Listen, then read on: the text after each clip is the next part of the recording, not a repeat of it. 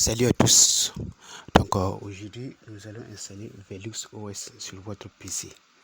Pour cet exemple, nous allons nous servir d'un nouvel-viseur.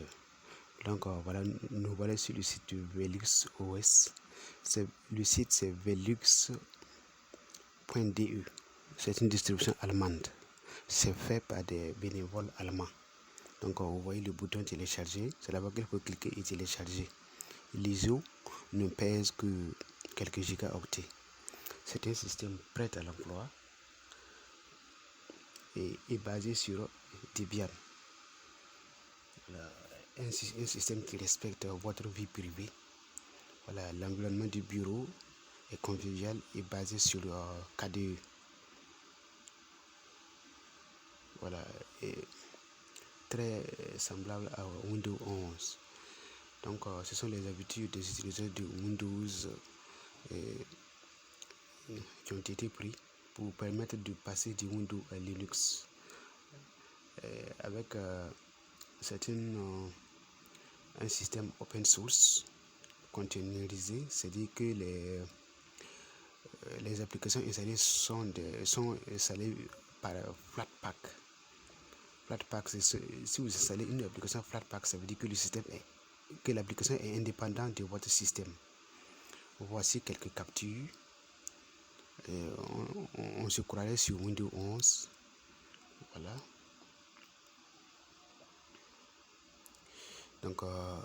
Pour celui qui est sur Windows 10 et qui ne peut pas passer sur Windows 11, voilà une option. Il peut passer directement sur Velux OS. Ils n'ont pas beaucoup d'exigences matérielles comme Windows 11 avec la puce TPM lorsque on voulait passer à Windows 11 et pour le prochain OS. Pour Windows 12, ils sont en train de dire qu'ils vont exiger une nouvelle puce qu'on appelle le NPU. Voilà, pour gérer l'IA en local. Pour cet exemple, c'est VMware Workstation Pro qui sera utilisé. J'ai la dernière version de VMware, la 25H2. On clique sur suivant, on choisit Linux. C'est basé sur Debian 13 Trixit, la dernière version de Debian. Je clique sur suivant, je choisis Debian, je corrige le nom. Je mets Velux OS. N'hésitez pas à essayer cette distribution pour encourager ces bénévoles. Ce sont des Allemands qui ont pensé à vous qui êtes peut-être coincé sur Windows 10. Voilà, vous pouvez rapidement passer à Velux pour rester en sécurité. Voilà, nous allons changer les réseaux. On va mettre accès par pont. Voilà, la RAM, bon, on va mettre à 4 Go. 4 Go c'est bon, mais si vous avez plus de RAM sur votre machine physique, vous pouvez augmenter. Voilà, c'est pour aller rapidement.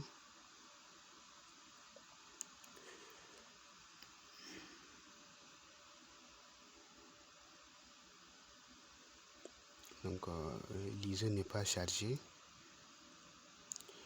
Le fichier ISO que j'ai téléchargé, je ne l'ai pas chargé. On va aller chercher ça dans mes dossiers téléchargement.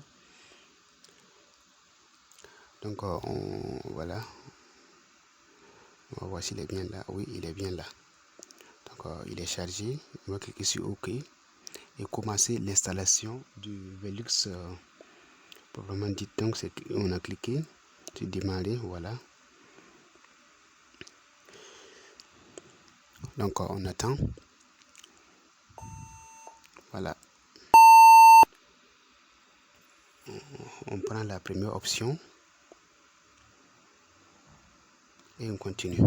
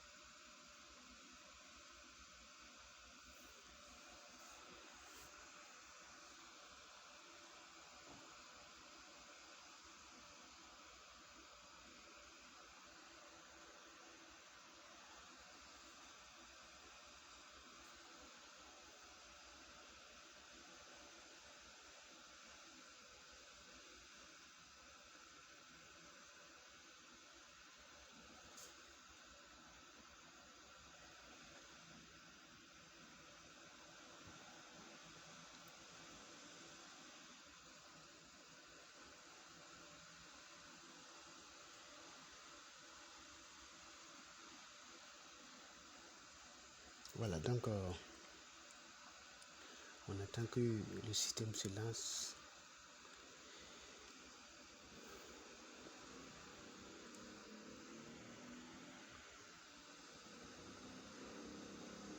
Donc pour ceux qui veulent installer un Velux sur les machines physiques, il suffit de créer la clé USB bootable. Voilà, télécharger le fichier et créer la clé USB bootable.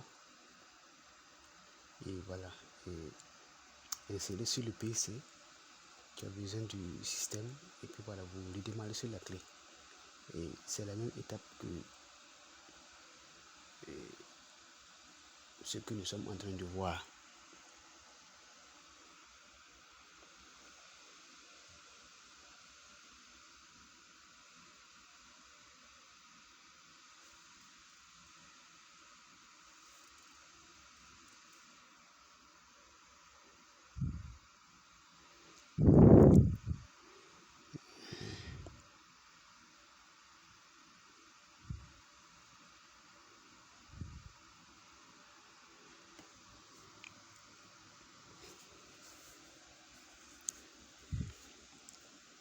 Voilà, ça a commencé avec un fond bleu comme en Windows 11, un système très élégant. En tout cas, pour celui qui est habitué à Windows 11, la transition serait très facile.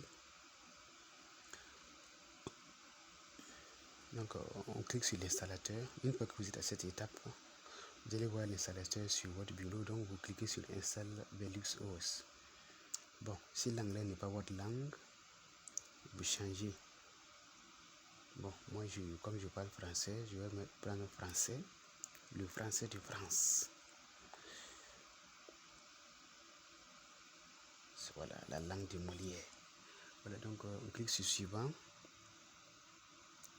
Voilà, donc c'est ici votre emplacement, Monsieur Ouagadougou. On choisit le clavier. Mon clavier est AZERTY. Clique sur suivant. On va aller au plus simple. Donc on va juste effacer le disque qu'on avait alloué à la machine virtuelle et cliquer sur suivant. Donc effacer le disque et installer le système. Donc on va cliquer sur suivant. On va pas faire les partitionnements manuels ici. Donc on va mettre notre nom d'utilisateur. Bangsom, c'est le nom de ma chaîne, Bangsom TV. Donc on met le mot de passe. Mettez un mot de passe simple pour vous, mais difficile à deviner. Donc voilà le résumé.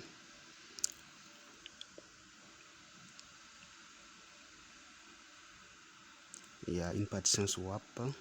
La partition racine c'est ext4.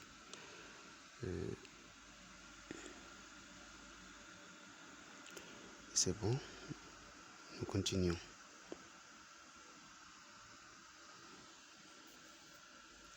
Donc on se retrouve lorsque l'installation sera terminée pour la post-installation.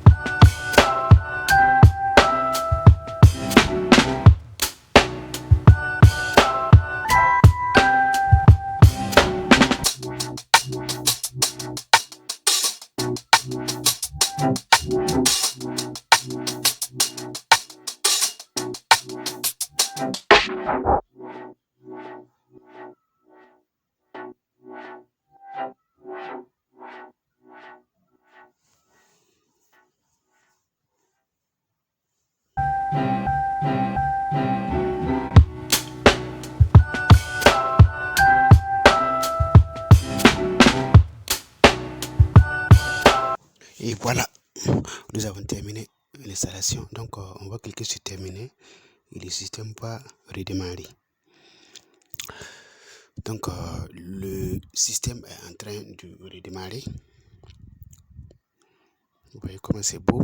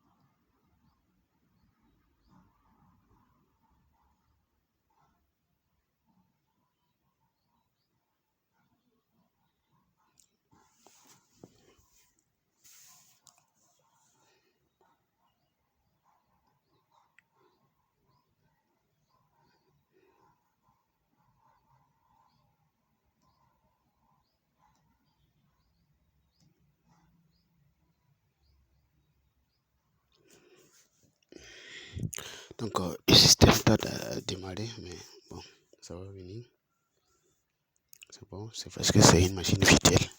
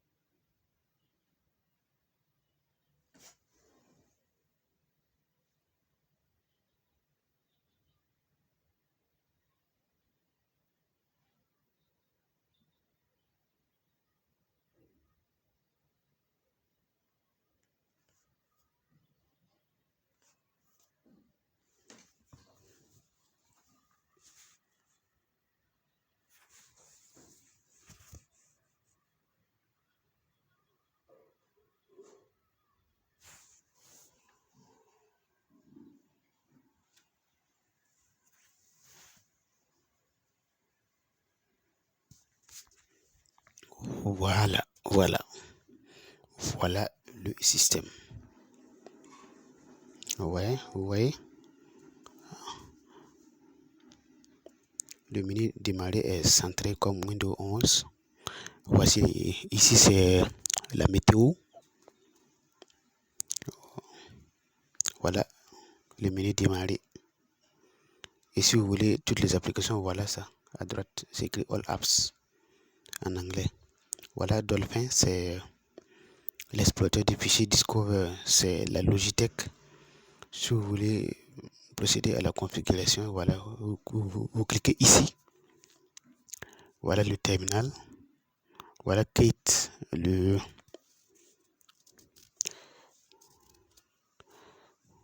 pour éditer vos fichiers. Voilà, donc j'ai lancé le terminal.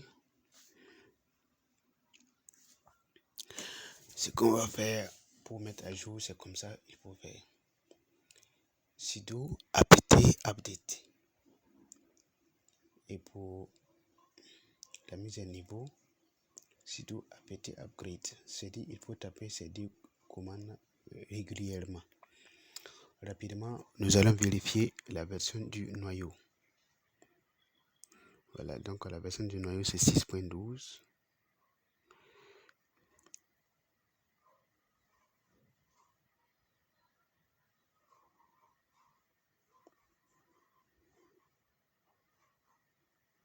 Voilà le navigateur Firefox. Donc ce bouton c'est pour fermer toutes les fenêtres ou disons rabattre toutes les fenêtres ou bien les choses, les relancer, les rouvrir. Voilà, donc ce bouton au coin inférieur droit.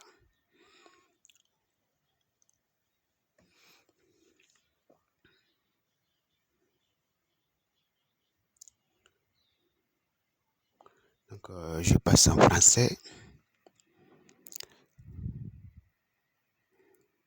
Je vais commencer rapidement la navigation. Voilà, donc vous pouvez même aller sur YouTube.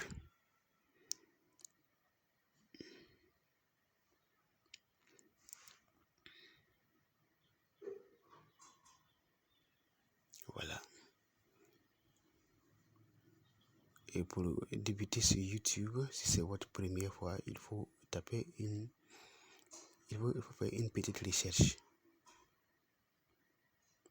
pour montrer à YouTube là où vous voulez aller. Voilà.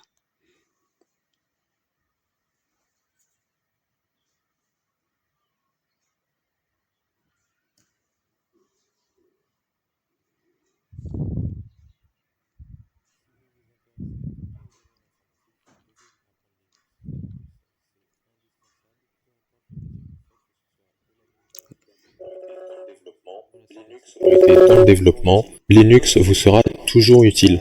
Et sur cette chaîne, on s'intéresse à la cybersécurité. Donc, on gardera ça en vue. Donc, Discover, ça c'est la Logitech.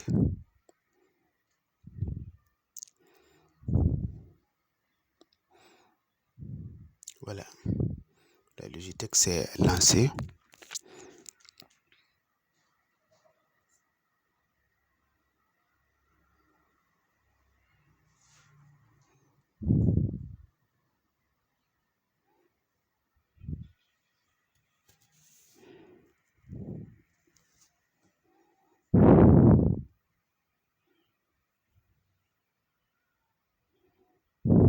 Voilà, toutes les applications que vous voulez installer, les voilà. Voilà VLC, navigateur web, Chromium, open source. Voilà GIMP. Vous traitez les images. Voilà Krita. Voilà Kate.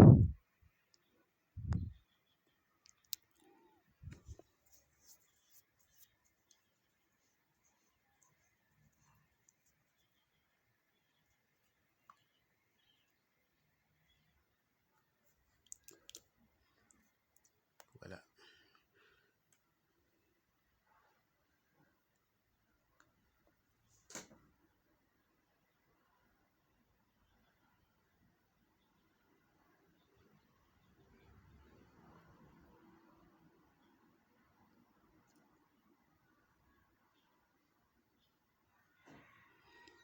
Donc, nous sommes à la fin de notre installation. N'hésitez pas à liker et partager cette vidéo. Abonnez-vous pour plus de vidéos. Abonnez-vous pour m'encourager. Donc, pour éteindre, voilà. Bon, pour voir toutes les applications, voilà, c'est par là. Vous défilez, vous scrollez.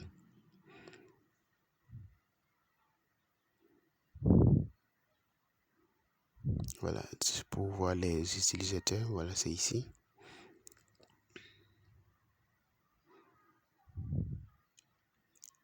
Pour changer le pays et la langue, voilà. Pour les utilisateurs, c'est ici. Donc, c'était un système prêt à l'emploi. Il n'y a rien à dire. Ce qu'on va faire, c'est éteindre. Pour éteindre, c'est comme Windows 11 seulement. Vous cliquez sur Shutdown, éteindre, ça veut dire éteindre. Voilà, c'est comme, je disais que c'est basé sur K2, voilà. C'est à peu près la même chose. Donc, c'est tout. Voilà tout ce qu'on pouvait dire de Velux OS. Voilà, donc Velux appartient